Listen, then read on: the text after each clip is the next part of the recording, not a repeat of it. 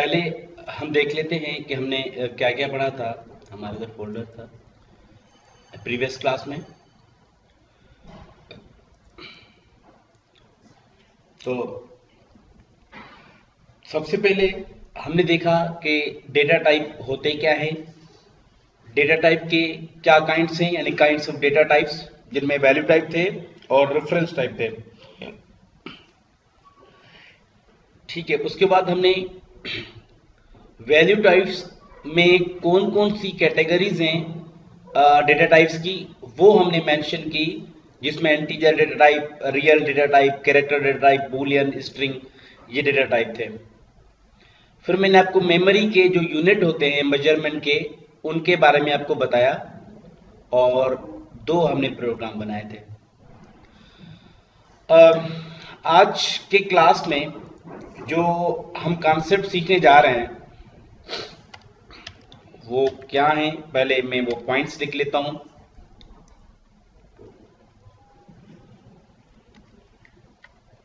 First of all, हम पहला जो टॉपिक है आज का हमारा, वो है implicitly typed variables। उसके बाद हम जो रेफरेंस टाइप है उनको देखेंगे। उसके बाद रेफरेंस टाइप के टाइप्स जो है कौन कौन से वो पढ़ेंगे, और उसके साथ साथ हम जो है वो लिटरल के बारे में पढ़ेंगे, कॉन्स्टेंट्स के बारे में पढ़ेंगे। ठीक है, इसी तरीके से जो है मेन टॉपिक हमारे ये हैं। उसके बाद अगर टाइम मिल जाता है तो हम और भी आगे कंटिन्यू करेंगे। सबसे पहले हम पहला जो हमारा पॉइंट है वो है इम्प्लिसिटली टाइप्ड वेरिएबल। मैं विजुअल स्टूडियो ओपन करता हूं और पहले एक प्रोग्राम बनाता हूं, फिर जो है मैं आपको समझा दूं ये इम्प्लिसिटली जो टाइप्ड वेरिएबल्स है वो क्या है। हम चले जाते हैं, मैं न्यू प्रोजेक्ट ओपन करता हूं, प्रोजेक्ट,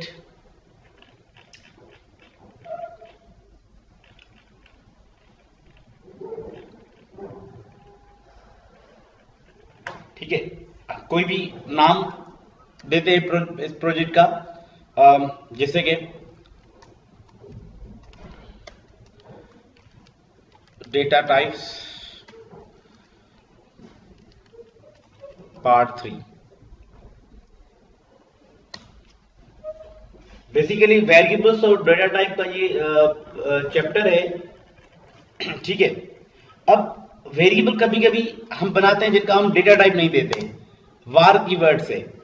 जैसे वार ए इज इक्वल, सपोज कोई भी हम वैल्यू देते हैं और हम इसको डिस्प्ले कराते हैं।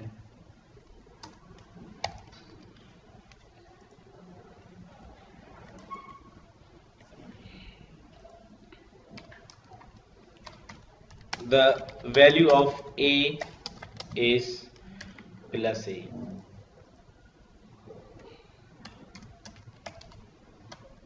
कंसोल डॉट रीड की सेमीकोलन।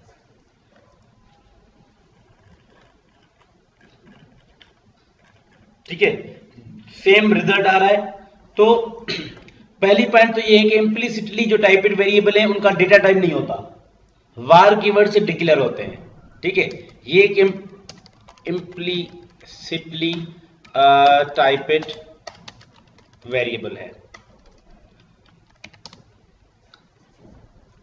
अब हम इसको डिफाइन करते हैं। First of all, typed variables,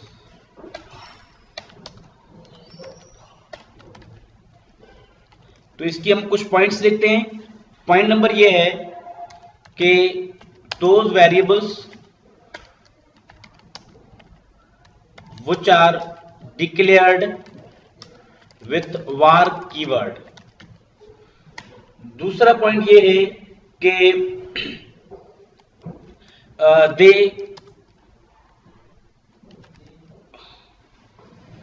don't have data type. ठीक है, बेसिकली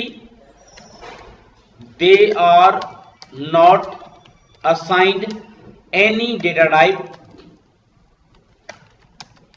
एट डिक्लेरेशन। जब हम उनको डिक्लेयर करते हैं तो हम उसका डेटा टाइप नहीं देते हैं।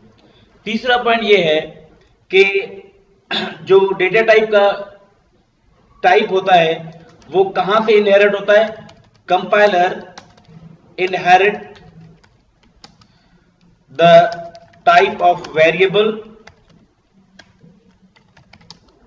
From its initialisation. यानी जब हम उसका वैल्यू देंगे ना, तो जो भी वैल्यू देंगे वो टाइप डेटा टाइप होगा उस वेरिएबल का। मिसाल के तौर पे आप अगर स्ट्रिंग दोगे तो वो स्ट्रिंग डेटा टाइप होगा उसका। अगर आप कैरेक्टर देते हैं तो वो कैरेक्टर वेरिएबल होगा। मतलब कोई भी डेटा टाइप स्पेसिफिक नहीं है। अब हम अगर देखें तो ये एक ए इस वक्त इंटीजर है, लेकिन अगर मैं अब ये ए कैरेक्टर है, ए वेरिएबल एक कैरेक्टर है, मतलब ये एक वेरिएबल है।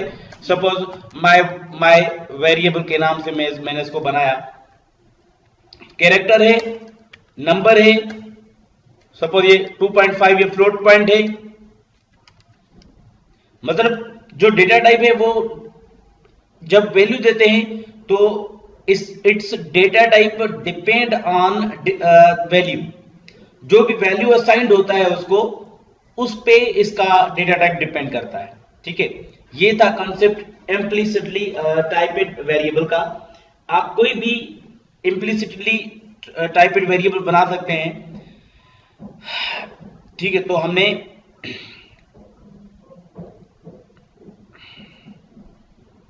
ए ही रख देते हैं क्योंकि हमने, ठीक है, तो ए ही दे देते हैं। अब मैं इसको कॉपी करता हूं।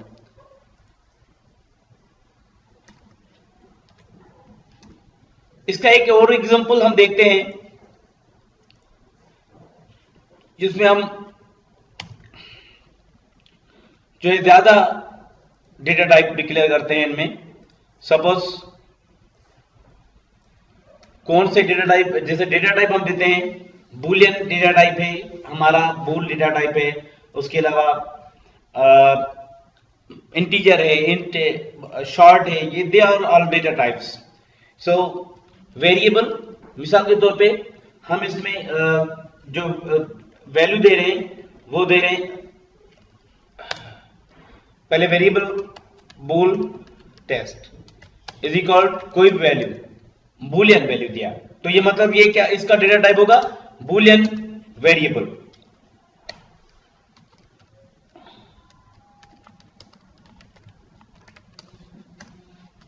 ये सेम है,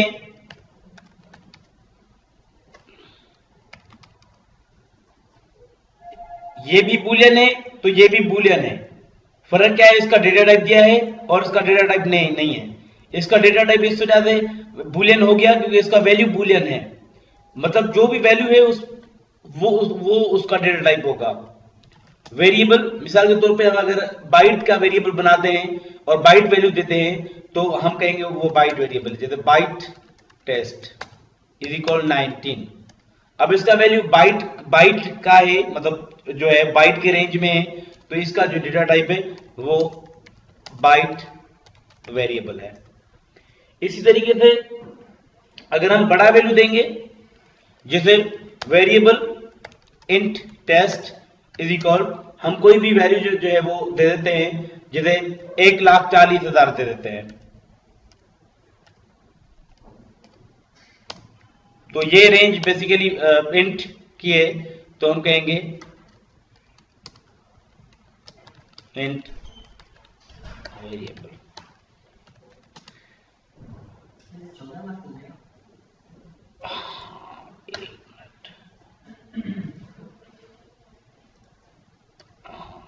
ठीक है, हाँ 1,01,011, ठीक है।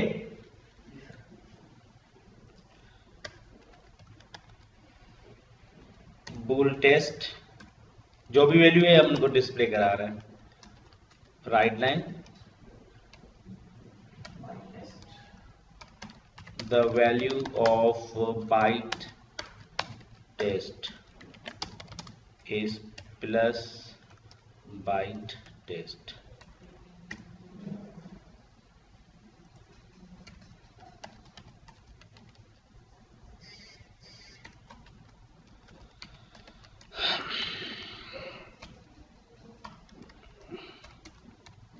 The value int test is plus int test। ठीक है, अब तीनों तीनों जो रिजल्ट्स हैं वो डिस्प्ले हो रहे हैं इसके। तो ये कॉन्सेप्ट था इम्प्लिसिटली टाइप्ड वेरिएबल्स का।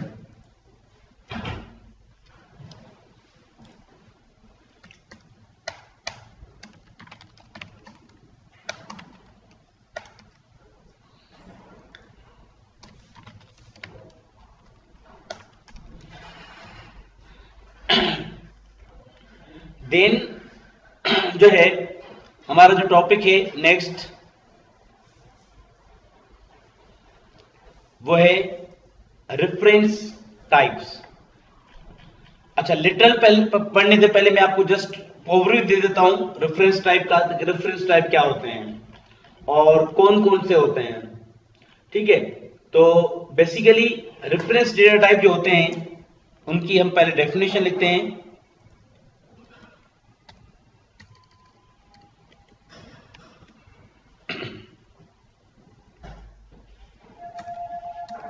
रेफरेंस टाइप या रेफरेंस डेटा टाइप्स, तो इसमें इसकी डेफिनेशन ये होगी कि रेफरेंस जो डेटा टाइप होते हैं, data types store the memory reference या memory address of other variables. इनमें मेमोरी के एड्रेस स्टोर होते हैं बेसिकली रेफरेंस डेटा टाइप में, और दीज अदर और जो वेरिएबल हैं जो उनमें जिनकी एड्रेस स्टोर हो रही हैं वो बेसिकली एक्चुअल वैल्यू स्टोर करते हैं। Those other variables hold the actual values. ठीक है, अब आते हैं इनके टाइप्स कौन से हैं रेफरेंस डेटा टाइप के। Kinds of reference data types. एक है ऑब्जेक्ट,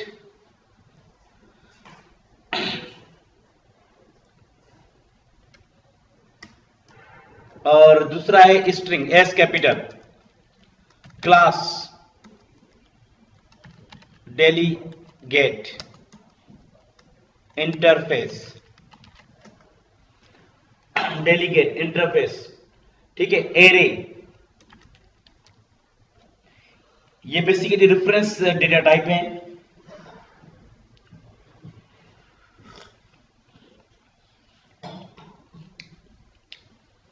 सबसे पहले ऑब्जेक्ट बेसिकली क्या है, एक रेफरेंस डेटा टाइप है। Object is a reference data type.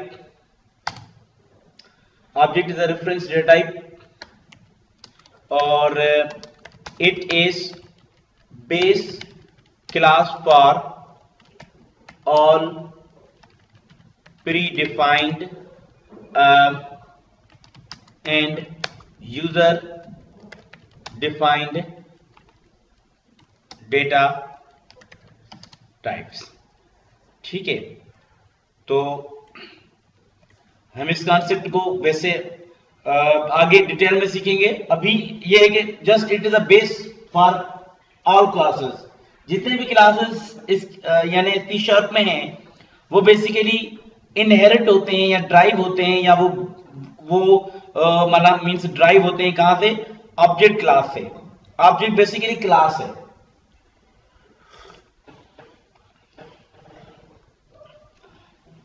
अच्छा, बेसिकली ये भी हमारा जो स्ट्रिंग है वो भी क्लास है।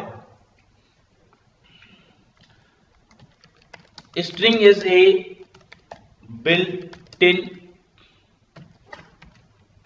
reference data type. हाँ, ये भी बिल्ट इन है। It allows to assign and manipulate strings.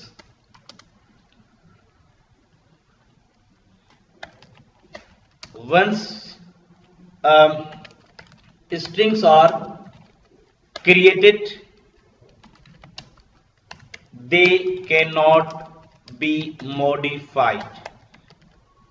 अब ये एक पॉइंट है कि आप अगर स्ट्रिंग जब डिक्लेयर करते हो, they can not be modified, मतलब स्ट्रिंग जो है एक मर्तबा डिक्लेयर हो जाता है तो उसके बाद उसको आप चेंज नहीं कर सकते, ठीक है, उसके एक्चुअल वैल्यू को। मतलब वेरिएबल आपने स्ट्रिंग बनाया, उसका वैल्यू असाइन कर दिया, तो उसका जो एक्चुअल वैल्यू है उसको आप चेंज नहीं कर सकते हैं, ठीक है। तो मतलब इसका सॉल्यूशन होता है स्ट्रिंग बिल्डर है, स्ट्रिंग बफर होता है, जो बेसिकली म्यूटेबल होते हैं, ठीक है, और ये इम्यूटेबल स्ट्रिंग होते हैं, ठीक है। और बेसिकली स्ट्रिंग भी क्या है, इट इज अ क्लास, यानी स्ट्रिंग भी क्लास है तो ऑब्जेक्ट भी क्लास है तो क्लास भी क्लास है, ठीक है, ये दोनों क्लास है बेसिकली।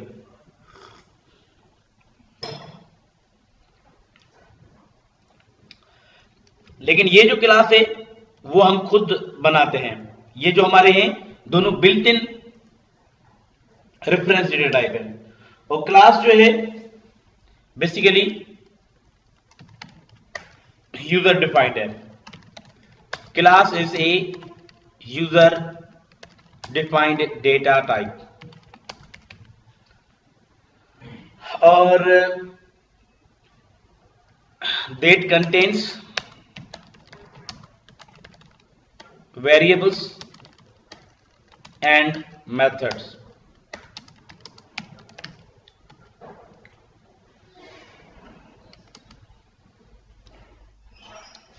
ठीक है, और डेलीगेट क्या है,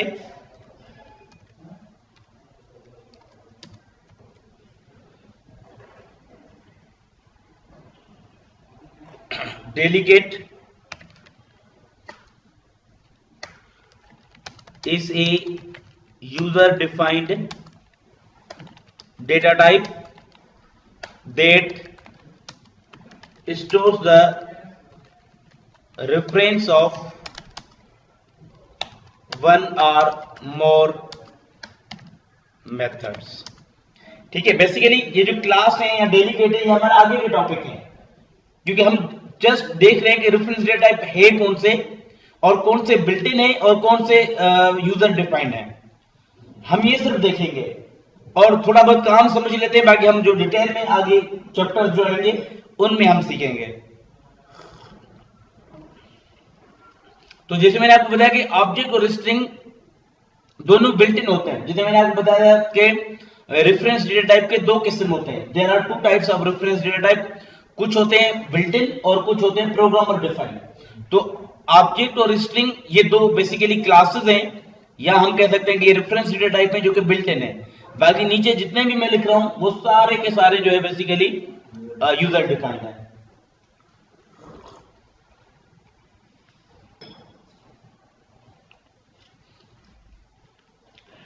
interface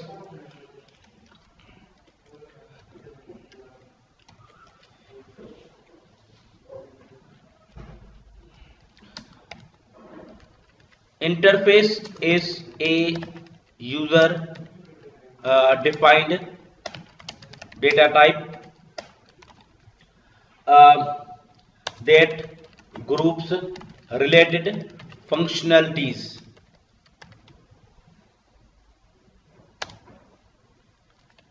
which may belong to any class or construct, class or structure। ठीक है, स्ट्रक्चर बेसिकली डिफाइन होता है स्ट्रक्ट से।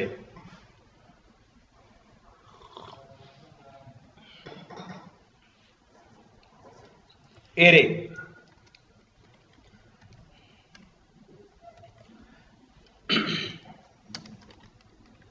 array is a user defined data type that contains values of the same type। ठीक है,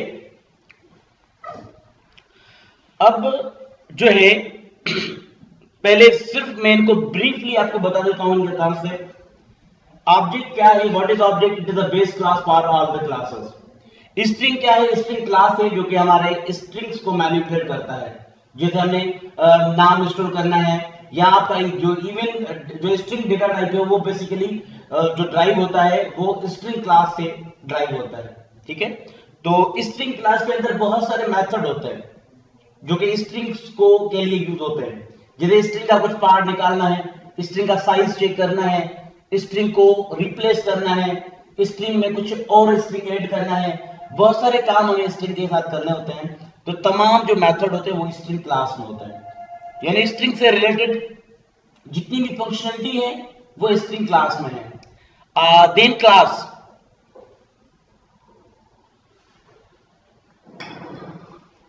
अच्छा, क्लास बहुत सारे बने हुए होते हैं। ठीक है, और क्लास हम बनाते हैं basically. Object oriented programming, C sharp एक ऑब्जेक्ट ओरिएंटेड प्रोग्रामिंग है और बेसिकली इसमें ऑब्जेक्ट ओरिएंटेड का मतलब होता है जो ऑब्जेक्ट्स पे मुश्तमिल हो, यानी जिसके प्रोग्राम ऑब्जेक्ट पे मुश्तमिल हो, यानी ऑब्जेक्ट बेस्ड जो प्रोग्रामिंग होती है उसको ऑब्जेक्ट ओरिएंटेड प्रोग्रामिंग कहा जाता है। अब जो ऑब्जेक्ट होता है बेसिकली वो क्लास से बनता है। ठीक है, तो यानी जितने भी ऑब्जेक्ट्स होते हैं वो बेसिकली क्लासेस से बनते हैं। ठीक है, तो जितने भी प्रोग्राम आपके सी शार्प के होंगे बेसिकली वो उन पे क्लासेस होते हैं। ठीक है, एक क्लास होगा, मतलब जितना आपका बड़ा प्रोग्राम उतने ज्यादा क्लास, हर किस्म के अलग अलग क्लास। जैसे आप प्रोजेक्ट बना रहे हैं अपनी कंपनी का, आपकी डिपार्टमेंट से एचआर है, कुछ एचआर की क्लास होंगे, एडमिनिस्ट्रेशन की जो है वो सपोज डिपार्टमेंट है उसमें उसके रिलेटेड जो है वो क्लास होंगे। अगर अकाउंट से तो अकाउंट से रिलेटेड हो सकता है कुछ क्लास हो, एक दो क्लास हो, दो इन्वेंट्री के हवाले से क्लासेस हो सकते हैं। ठीक है, तो बेसिकली देखिए क्लास जो होता है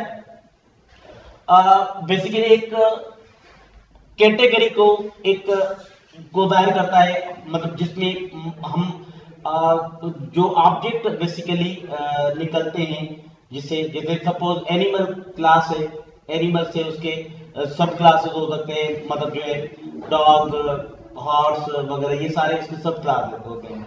तो डेलीगेट बेसिकली क्या होता है, इसमें मेथड स्टोर कराए जाते हैं। इंटरफेस क्या होता है, बेसिकली इंटरफेस में जो है एक कॉन्सेप्ट होता है एब्स्ट्रैक्शन। हम आगे जब यानी पिलर्स पढ़ेंगे ऑब्जेक्ट ओरिएंटेड के, तो हम इंटरफेसेस के बारे में पढ़ेंगे। तो इंटरफेस हमारे बहुत इंपॉर्टेंट होते हैं मल्टीपल इनहेरिटेंस के लिए। तो ये बेसिकली हमारा एडवांस टॉपिक है, तो हम इनको अभी डिस्कस नहीं करते। जस्ट हमें ये ध्यान में रखना है कि ऑब्जेक्ट क्या है, it is a base class for all classes. String क्या है, string is a class which contain method, जिसमें मेथड होते हैं फॉर स्ट्रिंग मैनिपुलेशन। स्ट्रिंग को मैनिपुलेट करने के लिए मेथड होते हैं इसमें। क्लास क्या है, टेम्पलेट होता है। ये class is a name for creating objects. What is class? Class is a name for creating objects. ठीक है, और डेलीगेट क्या है, यानी डेलीगेट डेटा टाइप है व्हिच स्टोर यानी methods, references of methods. Interface में भी मेथड ही होते हैं, लेकिन वो जो मेथड इंटरफेस में होते हैं हम उनको कहते हैं इनकम्प्लीट मेथड। ये कॉन्सेप्ट आगे हम पढ़ेंगे कि इनकम्प्लीट मेथड क्या होते हैं। एरे बेसिकली क्या है, एरे के लिए एरे क्लास होता है जिसमें एरे से रिलेटेड मेथड होते हैं। ठीक है, अब बेसिकली एरे होता क्या है, खुद सपोज आपको एम्प्लॉइज की सैलरी स्टोर करनी है, 200 एम्प्लॉइज हैं, उनकी सैलरी स्टोर करनी है। आप सैलरी मतलब 1 2 3 ऐसे सैलरी दे रहे हैं, तो उसका एक तरीका है 200 वेरिएबल बनाओ, क्योंकि एक वेरिएबल में एक वैल्यू, दूसरे वेरिएबल में दूसरा वैल्यू। इसका एक अल्टरनेटिव तरीका होता है एरे। एरे में ये फायदा होता है कि एरे मल्टीपल वैल्यू स्टोर कर सकता है सेम टाइप के, मतलब अगर सैलरी इंटीजर है तो आप इंटीजर डेटा एक ही वेरिएबल बना उसमें स्टोर कर सकते हो, 200 400 600 जितने भी चाहो आप वैल्यू एक ही वेरिएबल में स्टोर कर सकते हो। सो बेसिकली एरे वेरिएबल होता है एक जिसमें जो है मल्टीपल डेटा आइटम्स स्टोर हो सकते हैं, और उस एरे को हैंडल करने के लिए बेसिकली एरे का क्लास होता है जिसको हम ठीक है, और एरे को भी हम जो है वो यूजर डिफाइंड डेटा टाइप करते हैं। अच्छा, ये तो एक कॉन्सेप्ट था, हम आगे डिटेल में सीखेंगे। यहाँ पे काफी ऐसे कॉन्सेप्ट आपके क्लियर नहीं हुए होंगे, आगे आपके क्लियर हो जाएंगे। आते हैं लिटरल्स पे कि लिटरल क्या है। लिटरल बेसिकली वैल्यूज को कहा जाता है। जो भी आप वेरिएबल को, किसी भी वेरिएबल को जब आप वैल्यू देते हो तो उसको लिटरल कहा जाता है।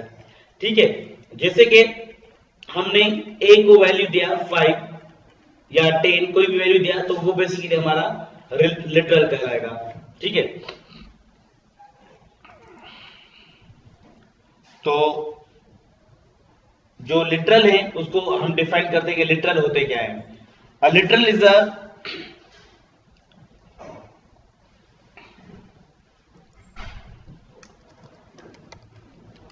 literals. A literal is a value assigned to a variable or constant. जो आप कांस्टेंट को या वेरिएबल को वैल्यू देते हैं उसको लिटरल कहा जाता है।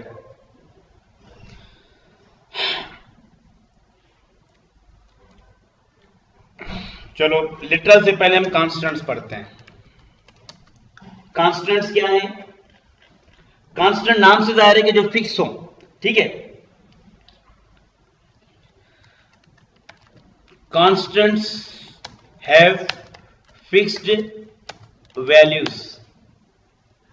कांस्टेंट को फिक्स वैल्यू होते हैं, डेट रिमेन्स अनचेंज्ड, और वो चेंज नहीं होते,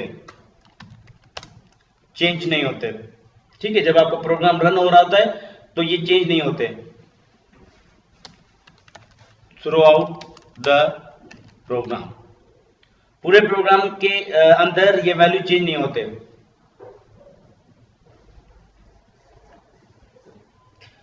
तो फिक्स वैल्यू जो होते हैं वो कांस्टेंट होते हैं। अब कांस्टेंट हम कैसे बनाते हैं?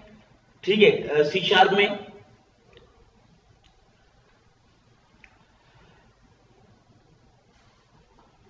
अब देखिए कांस्टेंट वैल्यू कौन से होते हैं। जैसे पाई का वैल्यू होता है, वो एक कांस्टेंट वैल्यू है, या जमीन का वजन है, जमीन और आसमान के दरमियान जो फासला है, they are the constant value, और इनको चेंज नहीं करना होता हमें। तो ऐसे वैल्यूज को हम प्रोग्राम में बेसिकली कांस्टेंट रख देते हैं, जो कांस्टेंट है। ठीक है, जैसे आपका पाई हो गया, पाई अगर बनाना चाहते हैं, या आपके टेम्परेचर हैं, टेम्परेचर के जो वैल्यू होते हैं, ठीक है, जो फिक्स वैल्यू होते हैं, इसके कन्वर्जन वगैरह के लिए यूज होते हैं जो, तो बेसिकली वो हमारे कांस्टेंट होते हैं। ठीक है, तो कांस्टेंट जब आपको किसी वैल्यू पे काम कर रहे हो तो आप उसके लिए कांस्टेंट बना सकते हो।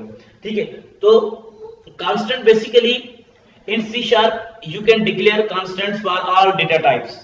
जितने भी डेटा टाइप है उनके लिए आप कांस्टेंट डिक्लेयर करा सकते हो। You have initialize the constant at the time of its declaration. जब आप वेरिएबल को डिक्लेयर कर रहे हो उस वक्त ही आपको कांस्टेंट जो है वो देना होगा, उसको कीवर्ड यानी कांस्टेंट बनाना होगा। और दूसरी पॉइंट ये है कि कांस्टेंट जो होते हैं वो बेसिकली वैल्यू टाइप्स के लिए हैं, रेफरेंस टाइप के लिए नहीं है। ठीक है, कुछ यानी ये पॉइंट्स हैं। और हम क्या यूज करते हैं? कॉन्स्ट कीवर्ड यूज करते हैं। मैं पॉइंट्स लिख देता हूं क्योंकि हो सकता है आप भूल जाएं, तो मैं इसमें नोट कर लेता हूं ये पॉइंट्स। तो सबसे पहला पॉइंट है कि in C sharp you can declare constants for all data types. ठीक है, यू कैन इनिशियलाइज मतलब वैल्यू असाइन करना, स्टोर कराना। You can initialize constant at the time of its declaration. जब आप उसको डिक्लेयर करोगे तो उसको वैल्यू यानी कांस्टेंट बनाओगे। और उसके अलावा कांस्टेंट्स और डिक्लेयर्ड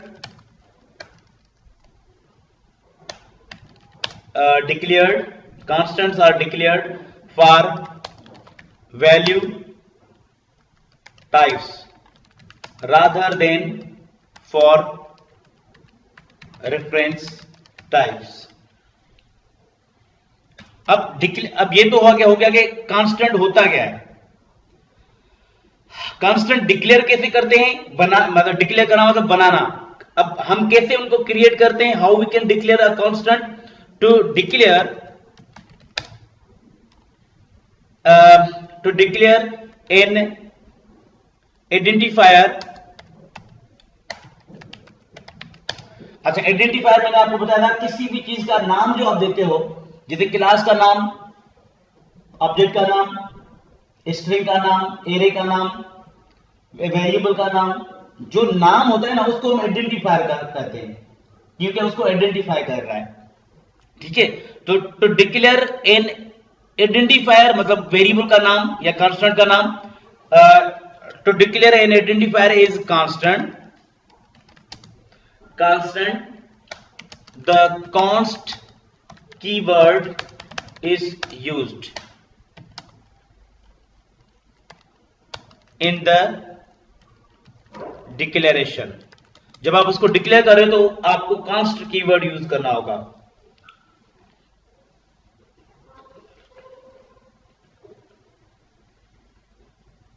ठीक है, और कांस्ट कीवर्ड का आधार वाले कांस्टेंट होंगे, वैल्यू आप चेंज नहीं कर सकते। ठीक है, अब इसका तरीका क्या है डिक्लेरेशन का, वो हम देखते हैं। सिंटैक्स, आपने अगर कोई भी कांस्टेंट बनाना है तो सिंटैक्स क्या है, पहले कांस्ट कीवर्ड लिखो, फिर आप जो भी डेटा टाइप देना चाहो वो दो, उसके बाद आपने नाम जो देना है वो दो,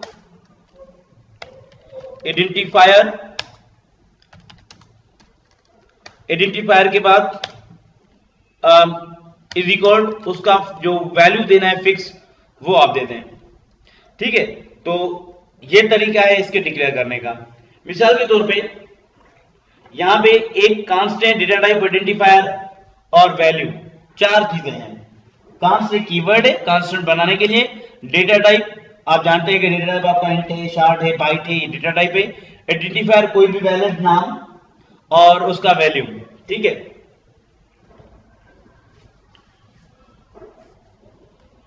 अब हम सपोज कोई भी प्रोग्राम बना लेते हैं कांस्टेंट का।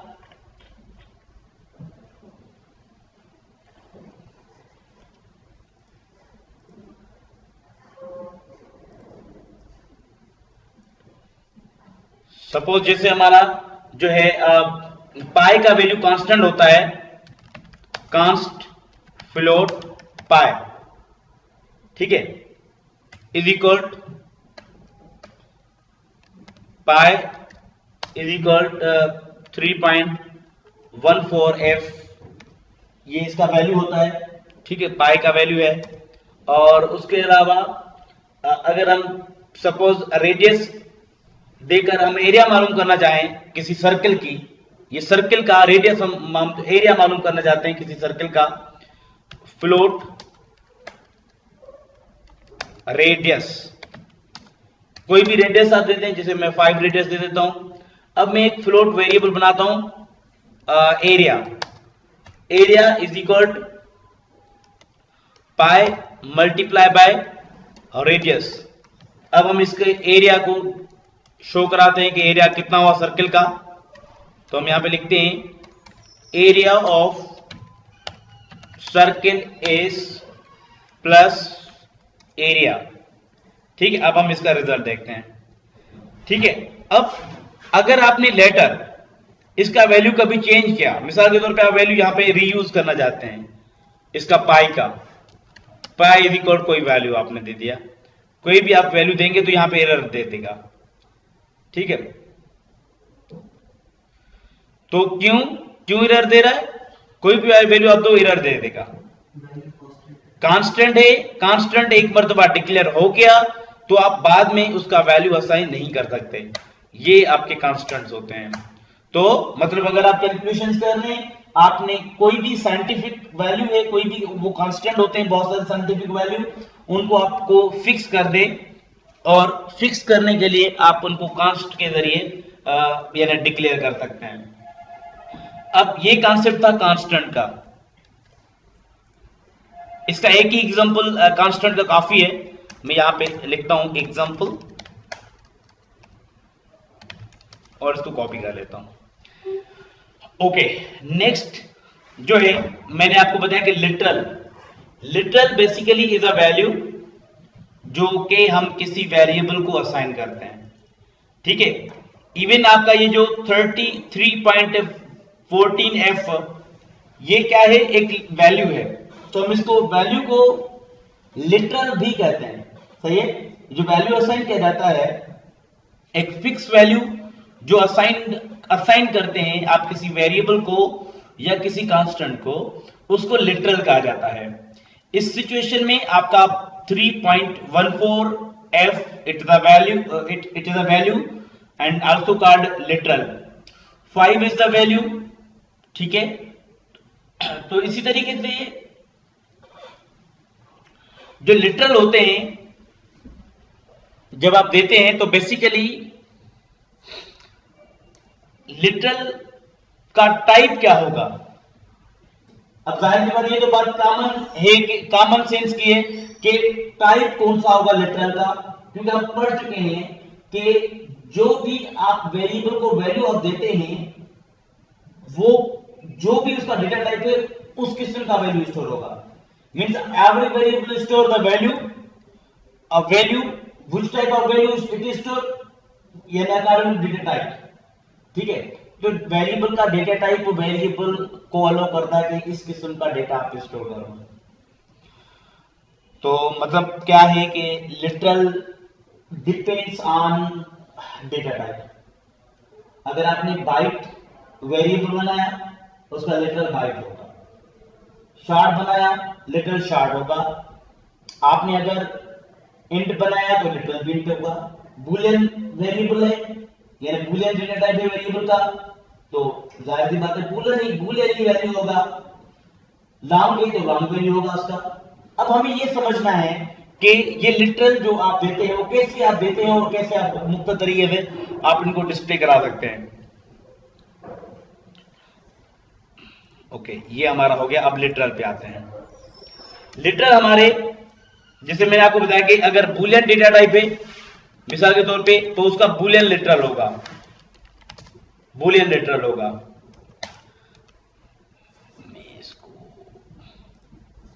अगर आपका वेरिएबल इंटीजर है, इंटीजर लिटरल है, तो उसका इंटीजर लिटरल होगा।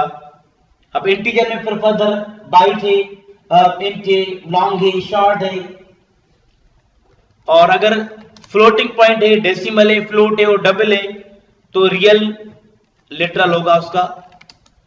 इसी तरीके से कैरेक्टर लिटरल, मतलब एक कैरेक्टर, और स्ट्रिंग लिटरल,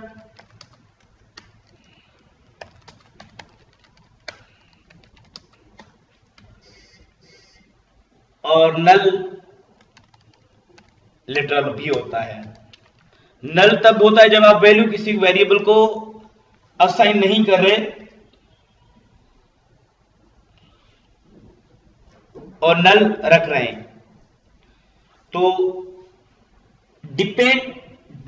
यानी डिपेंडिंग ऑन डेटा टाइप, जो हमने कैटेगरीज देखी वो 6 हैं डेटा टाइप्स लिटरल्स की।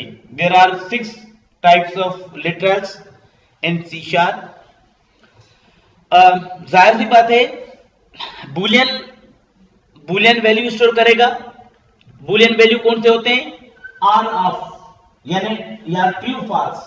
जब आप चाहते हैं कि जैसे चेक बॉक्सेस और रेडियो बटन वगैरह जो ऑन होते हैं, ऑफ होते हैं, चेक होते हैं, अनचेक होते हैं, तो ऐसे वैल्यूज को एक्सेप्ट कराने के लिए हम बूलियन को इस्तेमाल करते हैं।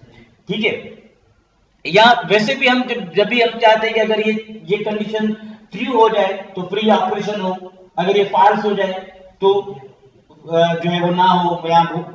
तो बेसिकली ट्रू और फॉल्स जो है के बेस पे हम बहुत सारे ऑपरेशन परफॉर्म करते हैं। आम लाइफ में भी हम डिसीजन परफॉर्म करते हैं कि अगर मतलब जो है वो मिसाल के तौर पे अगर बरसात में नहीं बरसात कल नहीं हुई तो मैं कराची जाऊंगा, ये आपका एक डिसीजन है। अगर बरसात नहीं हुई तो यानी आपका ये अगर जो बरसात नहीं हुई थी हो गया तो आप कराची जाओगे, अगर ये फाल्स हो गया बरसात पड़ गई तो आप फिर कराची नहीं जाएंगे। ठीक है, तो बेसिकली कंप्यूटर प्रोग्रामिंग में, हर प्रोग्रामिंग में हम ऐसे डिसीजन प्रोग्रामिंग करते हैं जिसमें डिसीजन करते होते हैं बेस्ड ऑन डिफरेंट कंडीशंस।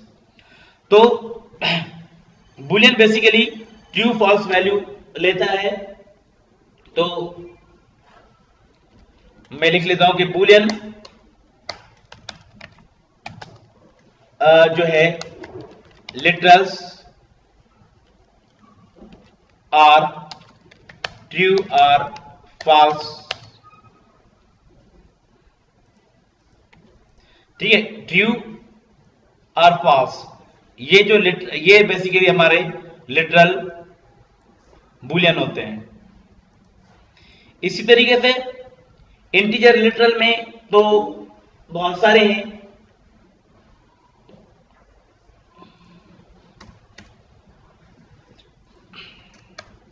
मैं लिख लेता हूं कि तो an integer literal can be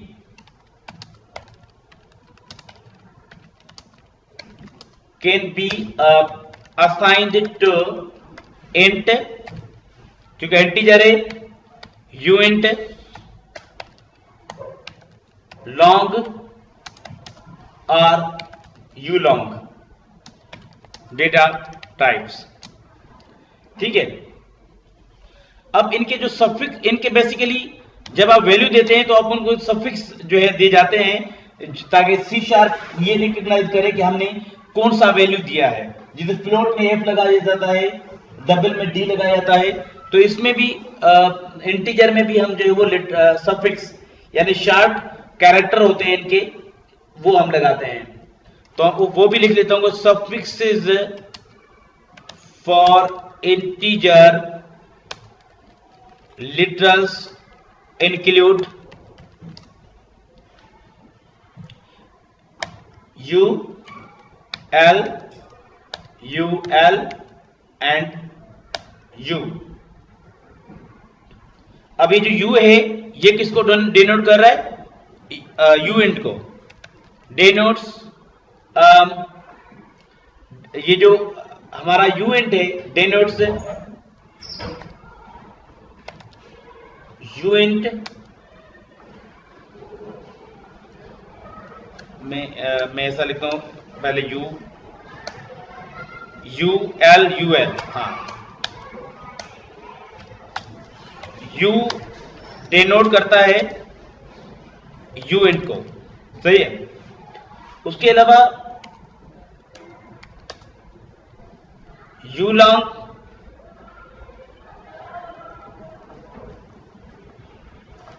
L denotes long and ul denotes ulong।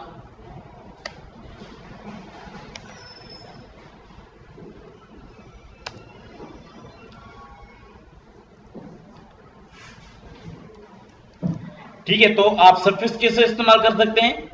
जैसे हमने एफ इस्तेमाल किया है इसके साथ, तो ये बेसिकली सफिक्स है इसका एफ। ठीक है, तो हर एक में हम इसका अपना वैल्यू जो है, सपोज हम अगर लॉन्ग हम वैल्यू बना रहे हैं, कोई भी लॉन्ग इंट, या हम लिखते हैं यू लॉन्ग, कोई भी वैल्यू दे देते हैं long well is equal L long well. या हम इसमें यूं भी लिख सकते हैं लॉन्ग।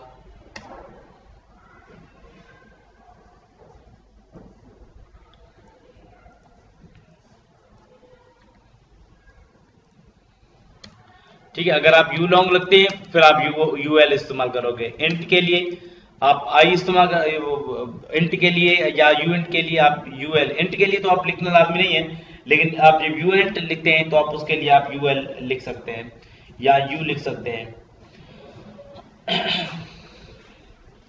अच्छा, अब क्लियर हो गया कि आप इनके सफिक्स दे देते हैं आखिर में के वैल्यू के, मतलब वो आपके डिस्प्ले नहीं होते, लेकिन वो उससे पता चलता है ये आपका लॉन्ग है, ये आपका शॉर्ट है, ये फला है, ये रियल है, ये रियल में भी ये फ्लोट है, ये डेसिमल है, तो लिटरल इन चीजों को डिस्प्ले करते हैं। Real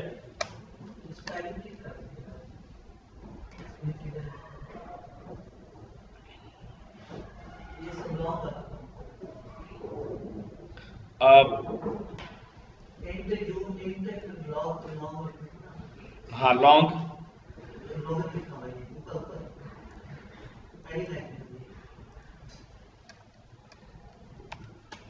long okay. Real real literal is assigned to float, comma double and decimal data types. This is indicated by suffixes. Suffix कौन से होते हैं इनके? Letter appearing after the assigned value, जो आप असाइन करते हैं उसके बाद जो है literal can be real literal. Real literal can be suffixed by F for float, D for decimal, or D for double, M for decimal. ठीक है, तो F for float और D for double and M for decimal. मिसाल के तौर पे जैसे हमने फ्लोट वेरिएबल बनाया तो हमने f लिखा था उसमें, इस तरीके से अगर आप जो है डेसिमल लिखते हैं, जैसे डेसिमल किसी की सैलरी है और आप देते हैं कोई भी वैल्यू आपने दे दिया तो आप इसमें m लिख सकते हैं.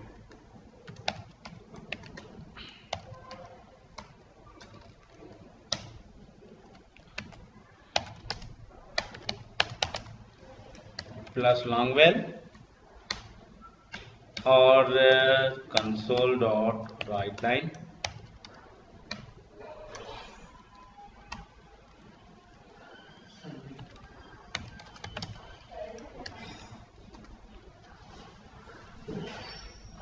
ठीक है, तो ये देखिए इनके सफिक्स वैल्यू में नहीं आ रहे, लेकिन वहां पे आप जब इनको डिक्लेयर करते हो और उनके वैल्यू असाइन करते हो या लिटरल असाइन करते हो तो बेसिकली आप जो है इनके सफिक्स लिखते हो आखिर में वैल्यू यानी लिटरल के साथ, in the end of literal. ठीक है, तो next is character literal.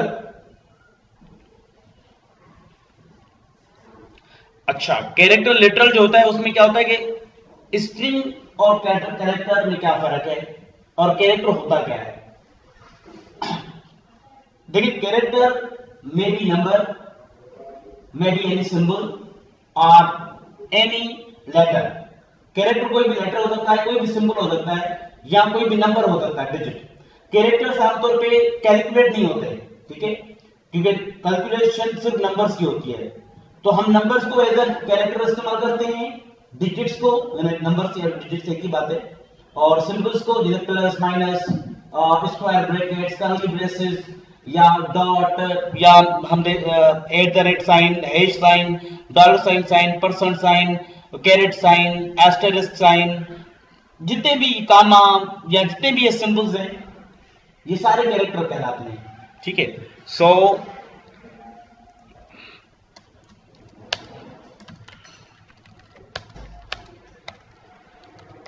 digits 0 to 9, letters A to F, capital and small, and symbols.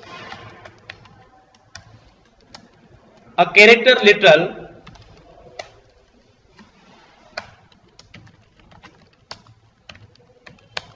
is a single character, yani single digit, single symbol or single letter enclosed in single quotes.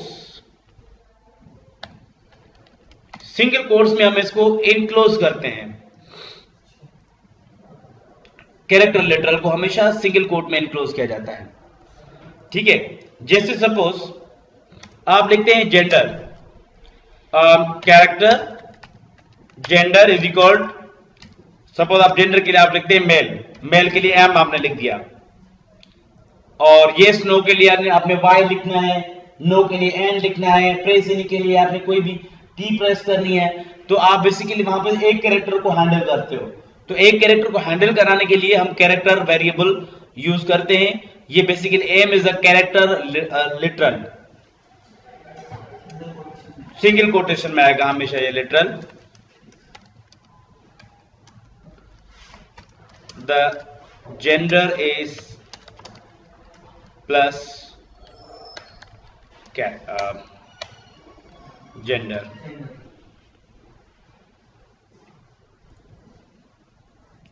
Then हमारा है string literal. ये basically होता क्या है, group of characters is called string. ठीक है, और जो स्ट्रिंग लिटरल होता है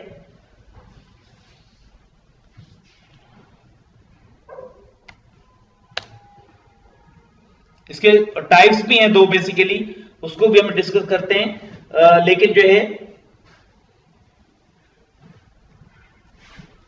स्ट्रिंग्स और इनक्लोज्ड इन डबल कोट्स।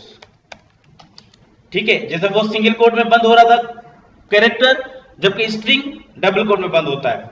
जैसे आपने स्ट्रिंग लिखा, आपका नाम, स्ट्रिंग नेम, तो ये बेसिकली नेम, कोई भी हमने नाम लिख लिया, सपोज इरफान खान, तो ये बेसिकली हमारा इरफान खान एक लिटरल है, और कौन सा लिटरल है, ये स्ट्रिंग लिटरल है।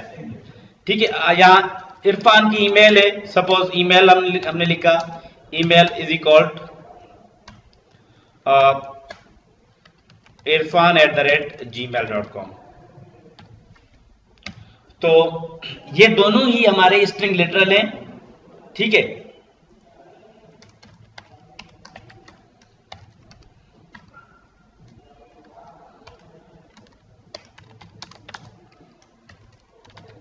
नेम और दूसरा है email, console dot write line semicolon email is plus email. अच्छा, जो हमारे स्ट्रिंग लिटरल है, वैसे तो मैंने आपको बताया कि ये हमारे जो स्ट्रिंग क्लास में या स्ट्रिंग डिनर में स्ट्रिंग होते हैं वो बेसिकली इम्यूटेबल होते हैं। Immutable means not changeable, means once you assign मतलब value to string variable you can not change it. ठीक है, आप उसको उसके वैल्यू को चेंज नहीं कर सकते। हाँ, वैल्यू दूसरा असाइन कर सकते हो, दूसरा वैल्यू दे दो। मिसाल के तौर पर इरफान खान की जगह हम कोई और नाम दे देते हैं बाद में। पहले इरफान खान था, अब वो इरफान खान हमारे प्रोग्राम में यूज हो रहा है, लेकिन बाद में हमें इरफान खान की जगह कोई और नाम चाहिए तो हम और नाम असाइन कर सकते हैं। लेकिन होगा क्या, इरफान खान का नाम खत्म हो जाएगा, वहां पे नया नाम आ जाएगा। तो इसका मतलब है कि हम ऐड भी नहीं कर सकते उसमें, हम एपेंड भी नहीं कर सकते, हम उसमें जो है वो रिप्लेस करके नया नाम दे सकते हैं। उसमें एक्चुअल स्ट्रिंग में कोई भी चेंजेस नहीं हो सकती, उसकी कॉपीज बना के उसको चेंज किया जाता है। ठीक है, तो मतलब एक्चुअल जो वैल्यू असाइन हुआ इरफान खान, ये फिक्स हो गया, you can not change it. अगर आपने चेंज करना है तो किसी वेरिएबल को असाइन करके उसमें आप चेंजेस कर सकते हैं। ठीक है, लेकिन आप इसके एक्चुअल वैल्यू में चेंज नहीं कर सकते। आप आगे चेंज करके आप दोबारा जब देखेंगे तो उसकी जो वैल्यू होगी वो सेम होगी, इरफान खान की जगह वो कोई और होगी जो मतलब आप नया वैल्यू असाइन किया। अच्छा, अब वर्बेटिम स्ट्रिंग और एक हमारे सिंपल स्ट्रिंग होते हैं और एक हमारे वर्बेटिम स्ट्रिंग होते हैं। मीन्स यहाँ पे ये भी मैं टॉपिक कवर कर लेता हूं। यहाँ पे basically types of strings, number 1 is standard string, number 2 is verbatim string. अभी वर्बेटिम क्या होता है और स्टैंडर्ड स्ट्रिंग तो आपने देखा, आपका नाम और आपका जो ईमेल था, ये बेसिकली हमारा स्टैंडर्ड था। तो ये वर्बेटिम स्ट्रिंग बेसिकली वो स्ट्रिंग होता है जो एट द रेट साइन से स्टार्ट किया जाता है। ठीक है, तो हम सिर्फ वर्बेटिम स्ट्रिंग के बारे में लिखते हैं, prefixed by at the rate sign. अच्छा, इसके इस्तेमाल देखें, एट द रेट साइन के इस्तेमाल यूज यहां पर हम अगर किसी वेरिएबल को कोई भी वेरिएबल बनाते हैं, सपोज का कीवर्ड रखते हैं दिस, तो ये एरर दे देगा। ठीक है, क्योंकि आइडेंटिफायर इज एक्सपेक्टेड। आप इसको क्या करें, एट द रेट साइन लगा दें तो ये एरर खत्म हो जाएगा। यानी आप अगर कीवर्ड को इस्तेमाल करना चाहते हैं एज अ नेम, मतलब किसी भी कीवर्ड को आप इस्तेमाल करना चाहते हैं एज अ आइडेंटिफायर, तो आप एट द रेट साइन लगा सकते हैं या अंडरस्कोर साइन लगा दें, एट द रेट साइन लगा दें। ये क्योंकि डिफरेंट हो गया ये, तो बहरहाल स्ट्रिंग लिटरल क्या होता है, हम कभी कभी ऐसे कैरेक्टर यूज करना चाहते हैं जो C# हमें अलो नहीं करता, तो बेसिकली हम वर्बेटिम को यूज करते हैं। जैसे मैं कोई लोकेशन दे रहा हूं अपने गूगल ड्राइव किसी भी चीज की,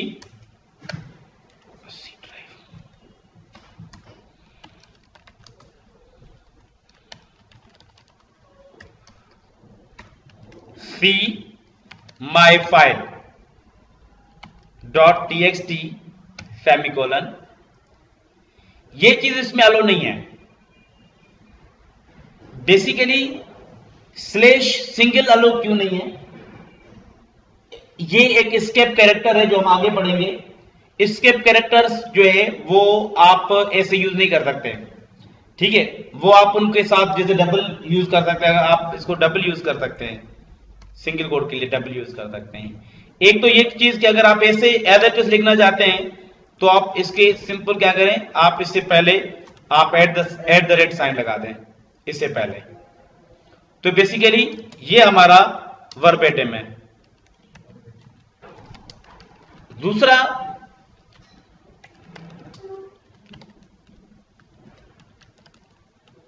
सपोज आप चाहते हैं कि आप ब्रेक करना चाहते हैं, आगे मतलब लिखना चाहते हैं मल्टीपल लाइंस पे, आप टेक्स्ट को स्पेन करना चाहते हैं, this is line 1, this is line 2, ऐसे।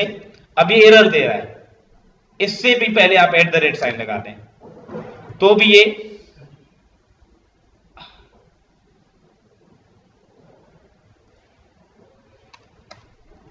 एट द रेट साइन लगा दें, इससे आपका एरर खत्म हो जाएगा। यानी आप इसको मल्टीपल लाइंस पे स्पेन करा सकते हैं, जिससे आपके समझने में आसानी हो जाएगी।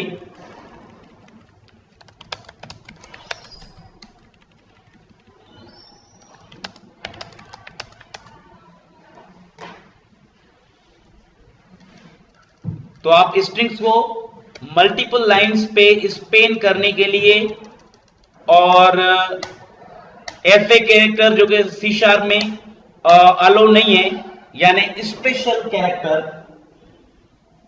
अगर हम स्ट्रिंग में यूज करना चाहते हैं विच आर नॉट अलोड, जो कि अलो नहीं है, तो हम बेसिकली वर्बेटिम को इस्तेमाल करते हैं। सही है, तो ये फायदे हैं, एक तो हम मल्टीपल लाइन पे स्पेल कर रहे हैं, दूसरा ऐसे कैरेक्टर जो कि अलो नहीं है वो भी इस्तेमाल कर सकते हैं वर्बेटिम स्ट्रिंग के जरिए।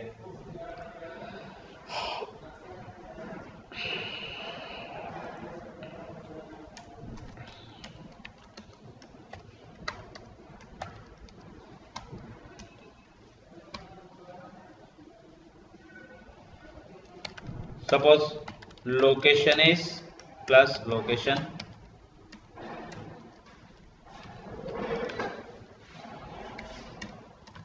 console or write line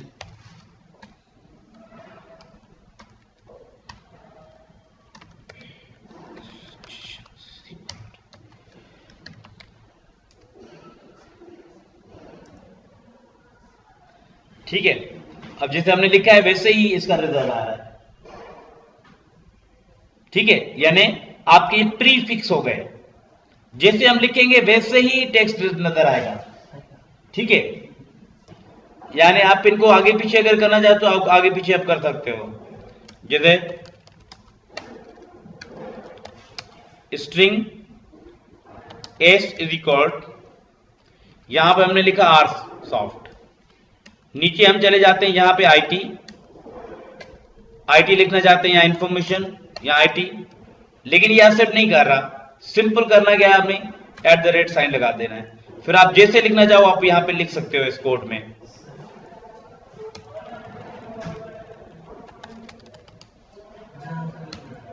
हाँ, कुछ भी करें आपका रिजल्ट आ जाएगा।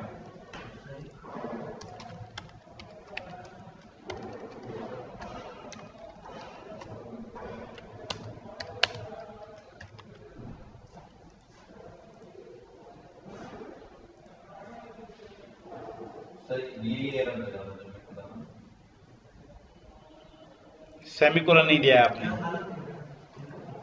सेमीकोलन नहीं दिया आपने ना। अरे हमने जैसे लिखा है वैसे ही रिजल्ट आ रहा है इसका। सही है, तो ये बेसिकली हमारा वर्बेटिम स्ट्रिंग है। हाँ, लास्ट में सेमीकोलन आप लाजमी क्लोज करेंगे।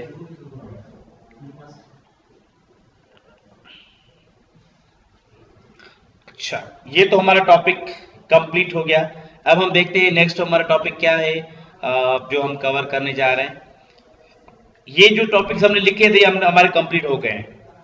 सही है, आगे बेसिकली हमारा टॉपिक जो है वो है कीवर्ड्स और इसके सीक्वेंस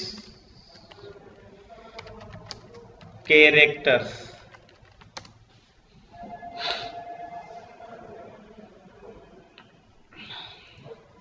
ठीक है, कीवर्ड और इसके सीक्वेंस कैरेक्टर हैं। और एक दूसरा भी टॉपिक है, वो टॉपिक कौन सा है, कुछ आउटपुट मेथड हो गए और प्लेस होल्डर भी करा दिए मैंने। ठीक है,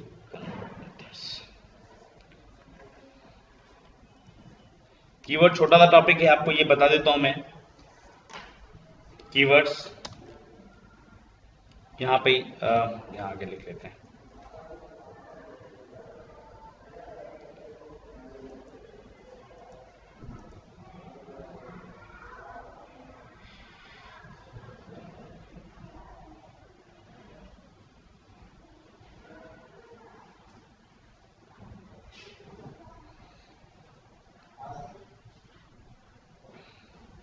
हमने मेरे ख्याल में एक प्रोग्राम नहीं, इसका क्या, ये कॉपी कर लेते हैं। आपके असाइनमेंट में दिए इसमें इसकी मदद मिल जाएगी।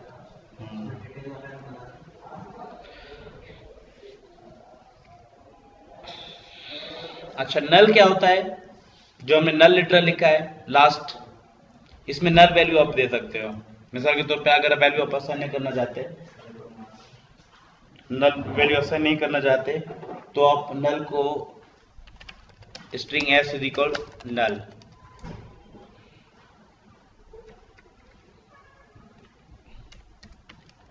String S semicolon console dot write line S1 और S2, सपोज इसको नाम देते हैं S2, console dot write line S2। जब आप इसको चलाएंगे तो बेसिकली S2 अनअसाइंड है। S2 को जब तक आप असाइन वैल्यू नहीं करेंगे तब तक आप इसको एक्सेस नहीं कर सकते। तो कभी कभी ऐसे वेरिएबल होते हैं, हम प्रोग्रामिंग के दौरान उनको पहले एग्जीक्यूट कराते हैं, बाद में हमें वैल्यू देना होता है, या अभी हमें वैल्यू का पता नहीं होता बाद में, तो आप उनको वैल्यू नल दे दें। पहली बात तो ये बहुत कम होता है कि वैल्यू है ही नहीं और आप उसको इस्तेमाल कर रहे हो, ये ऐसा नहीं कह रहता। लेकिन कभी हम एक्सप्रेशंस में इस्तेमाल करते हैं और हम चाहते हैं कि नहीं मुझे इसको डिस्प्ले करना है, और या मुझे जो है वो एक इसको किसी एक्सप्रेशन में लाना है, उसका चाहे वैल्यू हो या ना हो, चाहे वैल्यू यूजर देगा वैल्यू, जब तक नहीं यूजर दे रहा तब तक हम क्या करते हैं, हम उसको कभी कभी नल कर देते हैं। तो बेसिकली नल और खाली में ये फर्क है कि नल देखें, नल भी नो वैल्यू है बेसिकली।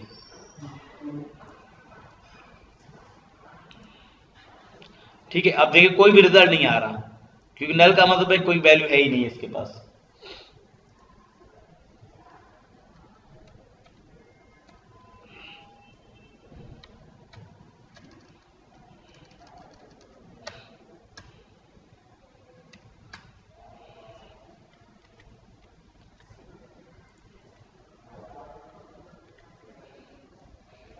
अब हम इसको इसके सेटिंग्स करते हैं, क्या क्या हमने इम्प्लिसिट टाइप वेरिएबल, जिसमें वार के जरिए वेरिएबल क्रिएट होता है, कोई डेटा टाइप नहीं होता, ये हमने कवर किया। इसके हमने दो एग्जांपल्स देखे, एक एग्जांपल ये देखा, फिर हमने एग्जांपल 2 ये देखा, फिर हमने आगे जाके क्या कवर किया, हमने रेफरेंस डेटा टाइप के बारे में उसकी थ्योरी पढ़ी, बेसिकली रेफरेंस डेटा टाइप क्या होते हैं। फिर हमने कॉन्स्टेंट्स का कॉन्सेप्ट देखा कि कॉन्स्टेंट्स क्या होते हैं, उनको डिफाइन किया हमने, और एक एग्जांपल भी हमने सीखा कि हम कॉन्स्टेंट्स को कैसे डिक्लेयर और यूज करते हैं। तो इसका बेसिकली एक ही एग्जांपल हमने किया। इस तरीके से लिटरल के बारे में हमने पढ़ा। लिटरल में हमने काफी सारे प्रोग्राम लिखे हैं। एक प्रोग्राम लिखा है जिसमें मैंने लॉन्ग और डेसिमल को इस्तेमाल किया है। इसमें मैंने आपको example 1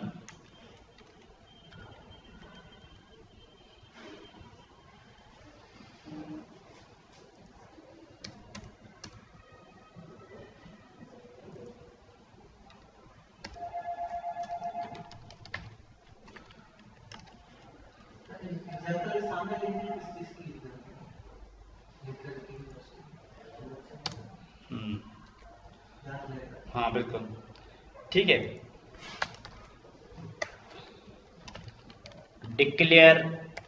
declaring and using implicitly typed variables।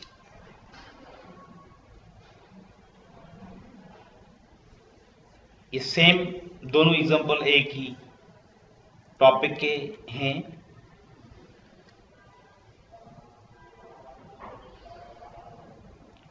फिर हमने रेफरेंस डेटा की थ्योरी, कांस्टेंट्स,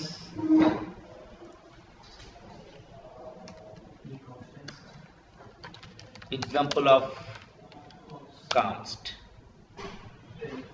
हाँ ठीक है, const basically const keyword use होता है और कांस्ट कीवर्ड के जरिए हम कांस्टेंट्स बनाते हैं। लिटरल में हमने बुलियन भी देखा था, लेकिन मैंने वो सेव नहीं किया।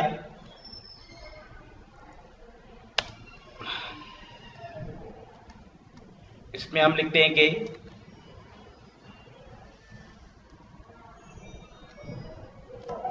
Long and decimal literals.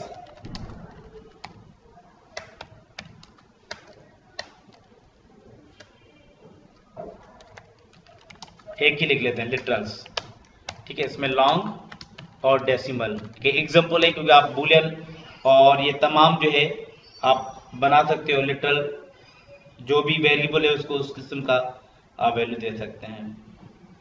और इसमें भी हमने लिटरल का एग्जांपल किया है, और इसमें हमने वर्बेटिम स्ट्रिंग्स को भी इस्तेमाल किया। तो इसमें basically standard and verbatim string.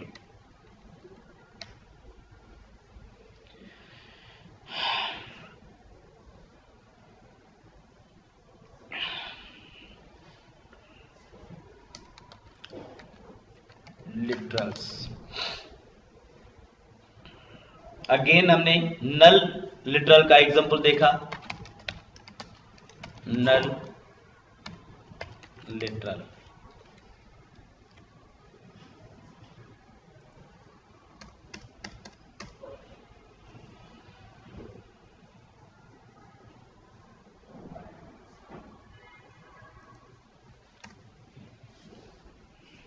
ठीक है।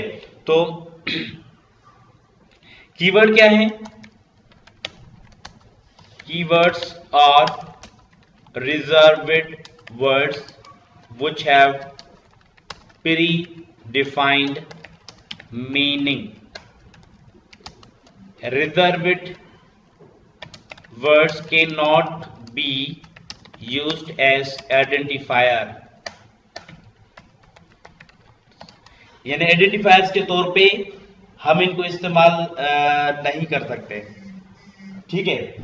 तो ये लिस्ट है कीवर्ड्स की C# में, ठीक है। इन कीवर्ड्स को हम वेरिएबल के नाम पे या क्लास के नाम के तौर पे इस्तेमाल नहीं कर सकते। हर वर्ड की अपनी मीनिंग है। हम जब प्रोग्रामिंग करेंगे तो ये सारे कीवर्ड्स आप तकरीबन कवर कर लेंगे। हर कीवर्ड का क्या मतलब है आपको पता चल जाएगा। आपके जो डेटा टाइप है यानी इंट, फ्लोट, शॉर्ट, लॉन्ग, ये सारे कीवर्ड हैं बेसिकली, ठीक है। स्टैटिक है, बेसिक, ये सारे बेसिकली कीवर्ड हैं जो इनमें लिस्ट में दिए हुए हैं। Abstract, as, base, bool, break, byte, character, char, checked, class, const, continue, catch, decimal, default, delegate, do, double, else, enum वगैरह means they are all the यानी जो है कीवर्ड्स, ठीक है।